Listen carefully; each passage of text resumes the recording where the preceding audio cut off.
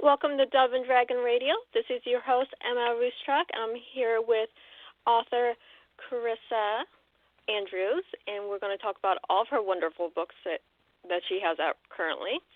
So welcome to the show. Thank you. Thank you for having me. Now, you have at least 3 series, if I'm looking at this correctly. Well, there are 2 series that are out, and one is slated for the end of this year. So you're partially right. Well, I see all the wonderful books on your website that are all listed on our show here, and I was like, that's a lot of books. So when did you start writing? Yeah. I started writing professionally, I guess, back in 2010, but I think I've always kind of written anyway, even as a kid. My first book I wrote when I was like 14 years old, so it was just something that's kind of always been in my blood, I guess. That is amazing. I mean, us authors, we always pick up the pen and start writing, doodling, whatever, at a younger age, but we don't turn it into the career until we get passionate about it, I guess. Absolutely. So your first book, let's talk about that one. Your very first book that you published. Sure. Sure. Okay. I'm going to butcher the name unless you say it. It's Pendamus. Okay. So what is this one about? This is your very first book. Yep. So Pendamus, it originally, so it's a part of a trilogy. And then there is a little prequel novelette that comes with it too, but it's usually best read afterwards. But it's really a journey of it's a chosen one journey. So it's about a girl who doesn't realize she has powers, doesn't realize she's really anything other than just someone trying to live within her society in the way that it works, which is obviously dystopian because that's kind of the situation I think most of us find ourselves in when we're looking at our own lives. And so we're like, dystopia looks pretty good right now. So it's set in a different planet, actually. So it's what I would call a genre-bending series and a genre-bending book because it pulls in dystopian elements, fantasy elements, because really, for me, even though it's taking place on another planet, and a lot of people will call it sci-fi, it feels more fantasy to me because there's mythical creatures and there's magic, and so it's kind of a weird hodgepodge of things. But the biggest overall arc is the chosen one journey. Now, while you were writing this, were there any authors that you were reading that kind of inspired your creative process? Not really the creative process so much. I think for me it was really more watching the story. For me, I loved, and I still do, Joss Whedon and the way that he tells stories. And so it's a lot of the way that he does his storytelling through like Buffy, Angel, Firefly back in those days. And so that really inspired the way that I wanted to write a book. I think at the time, so 2010, that would have been like the Twilight Zone. So not literally Twilight Zone, but like when Twilight, the series was coming out, and that was when everything was like just really blowing up. And so I think in some ways that may have inspired the way I wrote it because I like the first person perspective. I like that immediacy of everything. And so I kind of ran with the first person perspective, and I found over the years that I really enjoy that probably the most because there's a lot you can hide in first person perspective versus having that third person omniscient view. So right. Yeah, you don't have to tell so much about the character when you're doing it from the character's eyes. It's what they see, what they feel, versus what we see, what we think they feel. Right. Yeah, I write in the third person most of the time, but I enjoy reading from first person. So right there both ways. So I get it. Yep. I've tried writing in third person, and one of my books actually started, so Awakening, it's one of my newer books, started in third person, but I found that as I was, and it was because I was going to hop through different perspectives, and I figured, well, maybe third person, when you're doing 5 different points of view, would be the best situation. And it ended up still not working the way that I wanted it to, so I still ended up going back to first person and allowing each full chapter then to be their chapter and be told from their perspective. That's an interesting take because, I'm the opposite. I have tried to write first person, and I can't seem to get the books to come out the way I I see it in my head. And a lot of people, if you're not an author, you don't understand. You have the characters talking to you and telling their story to you. Or so it's an author thing. If you're not an author, I'm sure you're going to go, they're crazy. That doesn't happen. But no, this is this is true. They really do, and they'll come out of nowhere. Yeah. Yes, we'll be sitting day-to-day lives doing something completely mundane, like driving down the street, and they're just pop in, hey, I have an idea. Right? Absolutely. Or like so like in the Panamas Chronicles, the craziest thing was I knew I had this girl, and she kind of popped into my head that way. I was outside actually playing with my daughter and my son. It was early in the morning, in an October morning, so it's crisp and cold, and we're just playing outside. And all of a sudden, this girl is in my head, and I'm like, whoa, where did this come from? And then, like, the rest of her planet came in, and it was like, okay, things. I had to go inside, and I had to grab a notebook and start writing things down. And I got the first couple of chapters of the story out, and then all of a sudden I got stuck, and I was like, why am I feeling stuck? And so I kind of brainstormed on it for a little bit. I kind of let it go and walked away from it for a little while. And then all of a sudden this other guy came in, and I realized I needed to tell the Panamas world from two different perspectives. And so then I had, all of a sudden he started flooding in. It was like, okay, all right, I got this. Okay. So it's weird how that'll happen. It's an author thing. Yeah.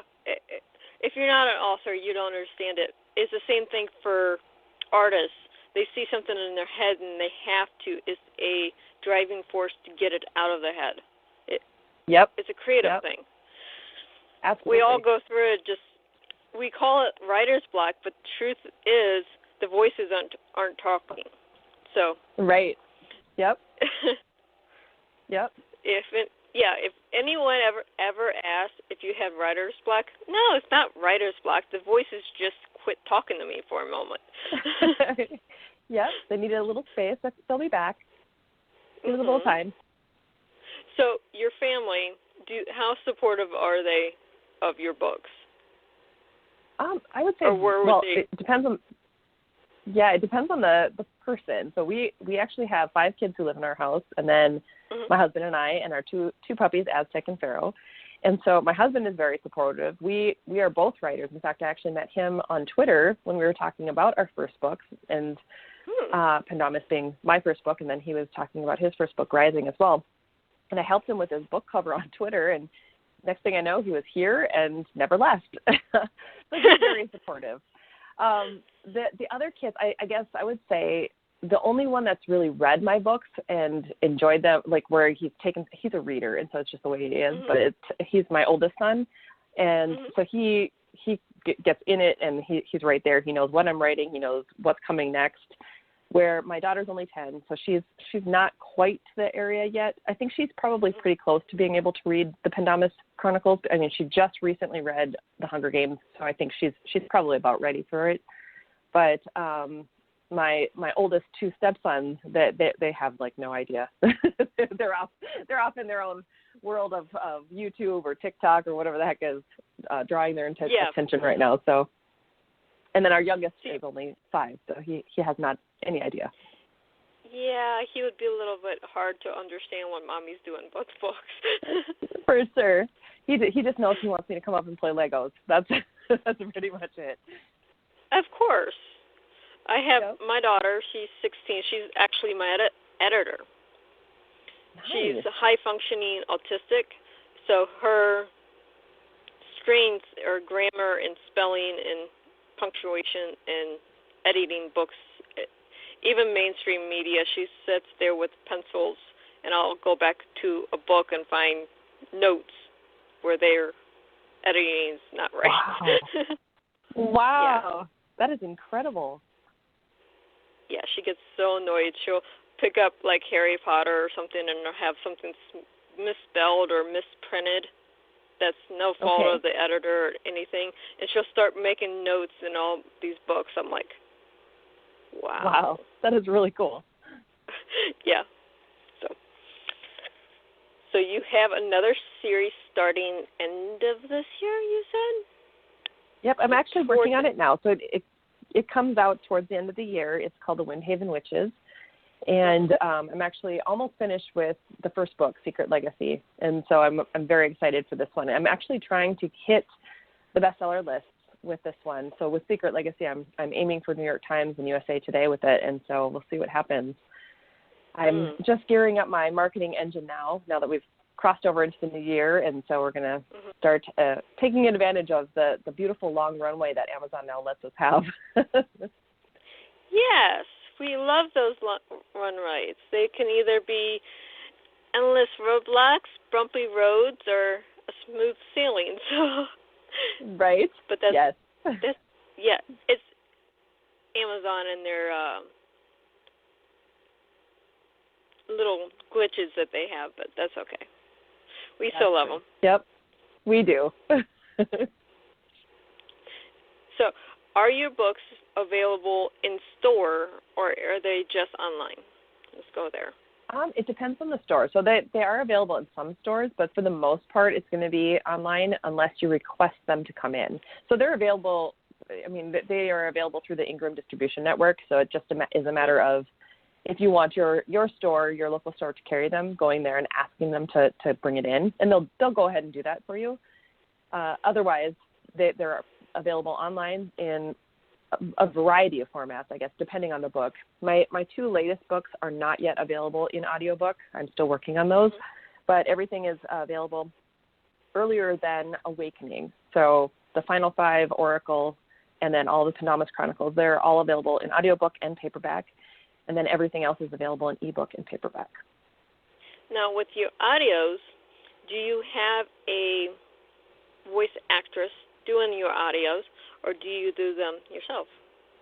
I do them myself. In fact, so if anyone out there listens to Pendamis, just know that it was my first experiment, and I was trying to learn how to do audiobooks.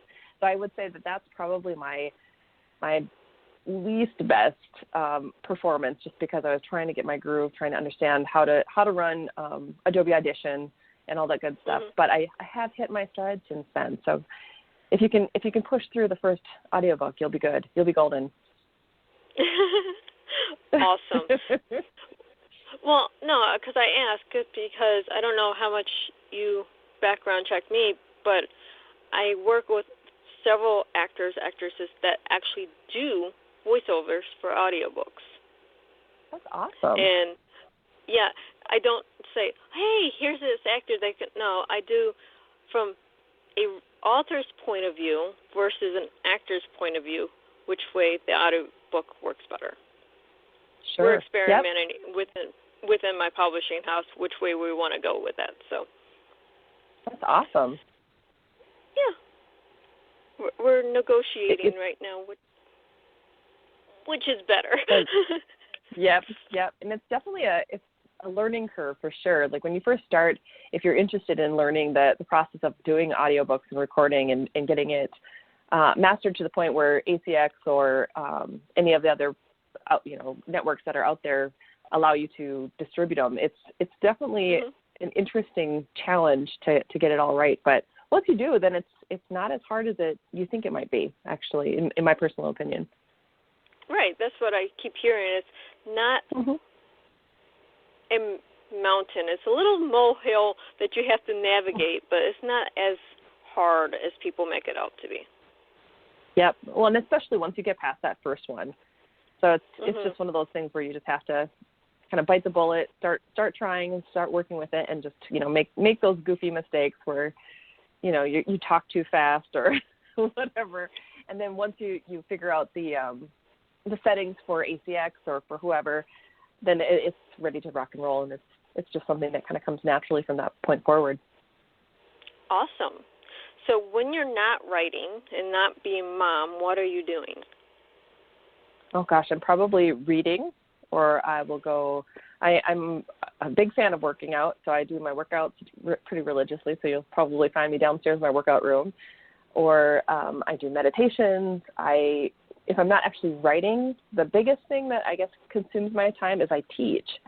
So my other half of this authorship, because I've been doing this for over a decade, I actually teach other people how to become indie publishers and indie authors. And so I have another company that I run called Author Revolution. So that takes up a lot of my time. I do a lot of podcasting or webinars and my online courses, things like that. And then I have one-on-one mentorships with the people I have either locally in town or who have found me through other sources.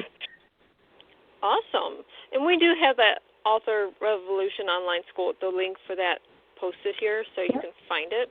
Awesome. Because all of this is very important to the author world, especially with their indies. And I love crossing over between authors who also do other things that help the indie community. I'm really big on promoting. There's so many terrific authors out there that just need a little bit more confidence. So I love and that's working with that. That's huge. And that's, yes. It's a huge thing that we have within the indie world that I don't think the mainstream authors have is you need to be nurtured more. They have that with their PAs and stuff like that in the big houses. But in the indie world, you're doing it all yourself. Right. Well, and I think really mindset is a huge thing because when we, I mean, even though the indie boom has kind of come and gone now and people are accepting it more, there's still that stigma, I think, where especially the older authors have a tendency to still think that, oh, well, if I publish myself, then I'm not a real author. And it's getting over that mindset. I actually, one of the other things that I do is I'm the president for the Lakes Area Writers Alliance, which is our local nonprofit for writers in our central Minnesota area. And so we have authors coming to our group from all ages, all publishing levels, all genres. Some of them are writing novels, some of them are writing blog posts. And it really just kind of depends on what they are interested in. And that's really the big thing is helping them to understand that no matter what their journey is, if they choose to self-publish, this is an extremely valid option, and it's not one that, it would actually be a limiting belief to say that indie publishing is not a good idea at this point in time. Right. The only thing I suggest with first-time authors is don't pay $1,000, $2,000 for someone just to publish your work. If they're doing the distribution, if they're doing the editing, if they're doing the cover art, okay, that's stuff you have to pay for anyways. But if they're they are not including that, and it's just for them to accept your book and give you a contract, run. Yes. See, and for me, it's like, oh my gosh, the publishing part's the easy part. I mean, don't let that fool you in any way, shape, or form. If you're really looking to make a career out of being an indie publisher, an indie writer, honestly, getting your mind wrapped around how the back end dashboard of KDP works, or how to use a distribution network like Smashwords or Publish Drive or whatever, that part is easy. It's just a matter of following the on-screen instructions and kind of playing around with it until you understand how it works. And honestly, it's so easy to be able to get it up and get it out there. So if someone is saying that, they're going to charge you $1,000, $2,000 just to publish your book, they are definitely raking you over the coals for that. Yes. I have talked to so many authors, and actually I ended up signing one under my publishing house because I'm like, no, you're not paying them this insane amount of money to publish, and you still have to pay for editing your book cover and whatnot. So I'm like, I'm like, no, that you run, you take that contract and you tear it up. Yep, absolutely. Yep. So, I save authors like that. I'm like, a lot of my publishing house is people I've talked to on podcasts like this one. I'm like, no, you're not doing that. I can't in good conscience say, no, I can't let them take your money. I'm sorry. For sure. I do that. That's awesome. Like I said, it's a good thing that you do as well. Yeah. Yeah, I'm all for helping the underdog. And if you're not told to run from these places, this is how they make money. Yep, absolutely. Well, they know that you don't know certain aspects of it, and what you don't know can really end up costing you a lot of money. So it's, in my personal opinion, I love getting in there and just seeing how things work. If you find that putting your book up there takes too much time and it's not the best use of your time, well, then fair enough. At least you've checked it out and you've seen the process, you know what's involved in it, so that you're able to confidently go to someone who's saying, yes, I'll publish your book and charge you that much money, and that's all they're doing, and go, I don't think so. So right. Yeah, always do your due diligence regardless of what you're doing. Even with your marketing, there's platforms like Flipboard. Do you use Flipboard for your promoting yet? I don't, but my husband loves Flipboard. So it's one of those things where I'd probably have to take a little bit more time to take a look at it.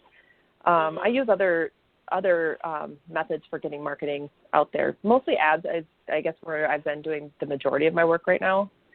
So, yeah. Yeah. There's a lot of little things that add up to big things. Yes, absolutely.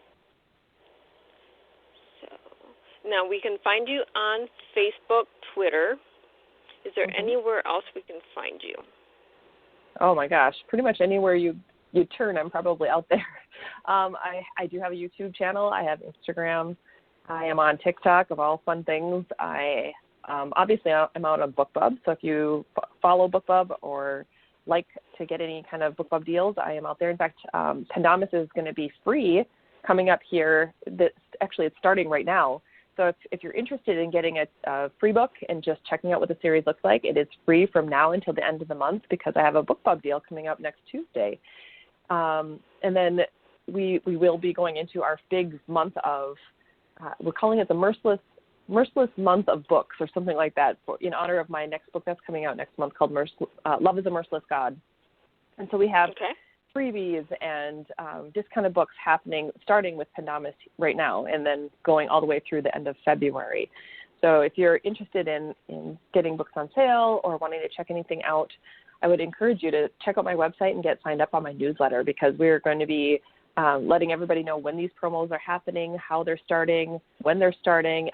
It'll also be out on Facebook and in our Miscreant Facebook reader group. So if you like being involved in online groups where we are talking about books or getting excited about new books that are coming, our Miscreant reader group is one that is a lot of fun. We have giveaways and contests, and we drop little excerpts of the book I'm working on. So Secret Legacy, the first book in the Windhaven Witches, I'm dropping excerpts right now, and cover reveals. All sorts of cool things happen in there.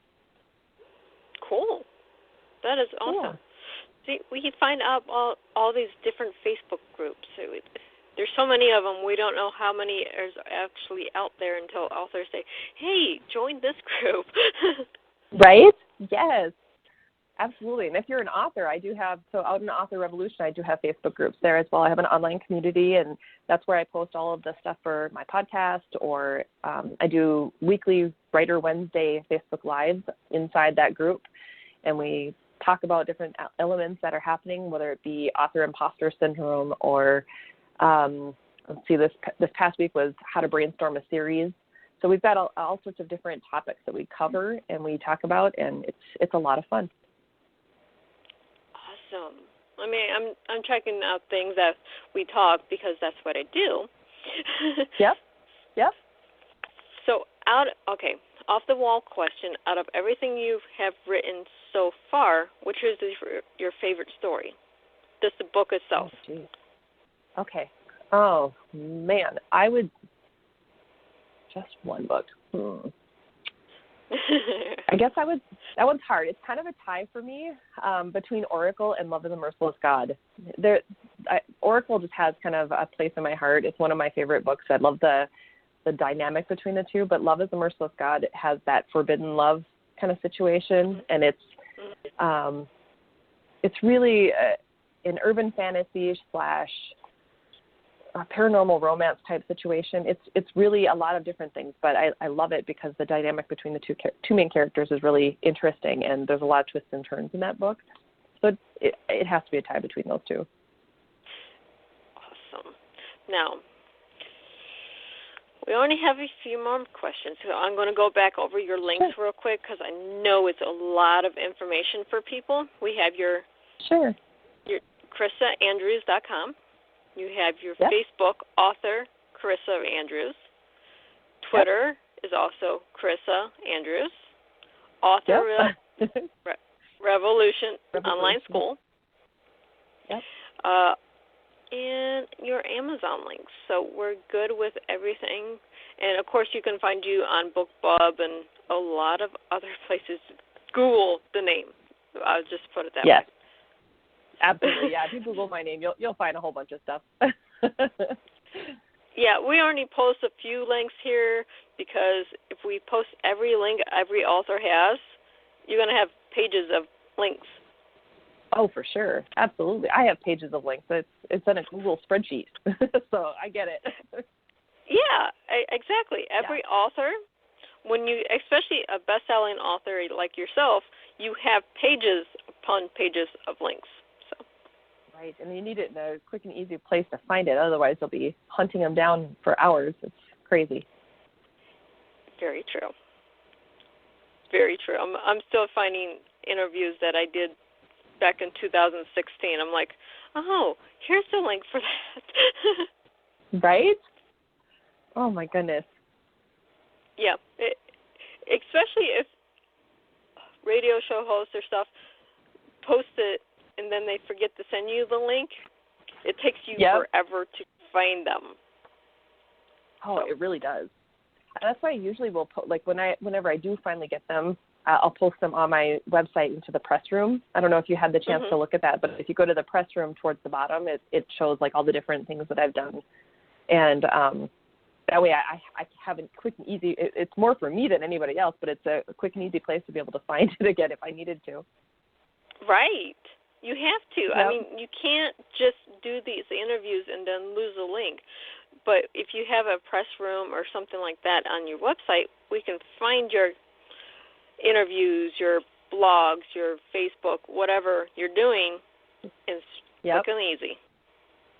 Absolutely. But I appreciate you being on the show, and I look forward to reading about your witches because I love those type of books I gravitate to. So I do too. And that book, the series, it was originally just a book, and it's kind of a weird way that one came about because it was based off of the very first book that I ever wrote when I was 14, which was actually based off of a dream I had, which felt like more of a past life memory is how I can describe it. Like, to this day, I can still remember this dream and this weird house that I was in, and there was like a hidden room, and it was just really an interesting dream, and I ended up having to write it. Well, obviously, when you're 14 and you have no idea how to write, the book's not very good. So then I rewrote it in 2018, but I was trying to kind of pull in my version of what, like, the reverse harem trend was doing, but I found that I'm not really good at having multiple love interests.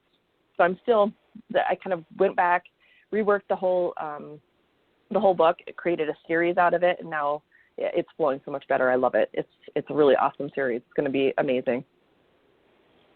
Well, I look forward to reading it. Because, like I said, I love those books, and I love all the twists and turns. So that's something. Me too. Books have to have a certain ebb and ease with twists and turns and things like that. But again, I thank you so much for being on the show today. Absolutely. Thank you for having me. I really appreciate it. You're welcome. And for all of our readers, just Google Carissa Andrews. You're going to find a wealth of knowledge. And thank you, and join me next time. Thank you so much. Have a nice day, Carissa. You too. Thank you.